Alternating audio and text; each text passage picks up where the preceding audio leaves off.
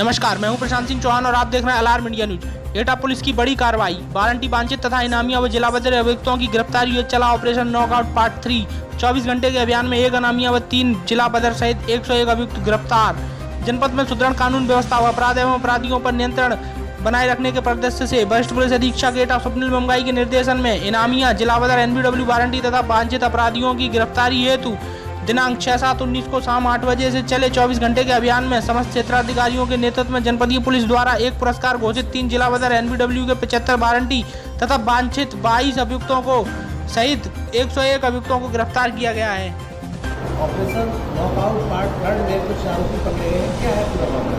जी देखिए, अब तक हमने जनपद एटा में पिछले विगत लगभग 4.5 माह में ऐसे पूर्व में भी 5 ऑपरेशन चलाए और उसमें हमें अपेक्षित सफलता मिली। लगभग 500 अपराधियों को हमने जेल भेजा अब तक। उसी क्रम में हमने 6 तारीख से लेकर 7 तारीख की साय तक 24 घंटे का एक व्यापक अभियान ऑपरेशन नॉकआउट पार्ट 3 चलाया।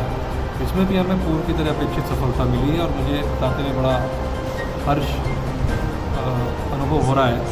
इसमें हमने एक पुरस्कार घोषित अपराधी, 3 जिलाबद्ध, 75 एनबीडब्ल्यू के वारंटी और 22 वांछित अभियुक्त समेत लगभग 101 टोटल अभियुक्तों को गिरफ्तार किया है। जो इनामी अभियुक्त पकड़ा गया है वो 12,000 रुपये का गैंगस्टर में वांछित था सितरौली से, और इसी तरीके से कोतवाली देहात, पिलुआ व वागड़ ने जिलाबद्ध अपराधियों की गिरफ्तारी की है। लगभग सभी थानों ने पूरे मनोयोग से इसमें कार्य किया है और जो हमारी अपेक्षा थी सभी के द्वारा वो उसको दिखाया गया है ग्राउंड पे, और सभी थाना प्रभारी, क्षेत्राधिकारी, एसपी साहब ने मेहनत से कल पूरे दिन, रविवार के दिन, इसको अभियान को असली जमा पहनाया।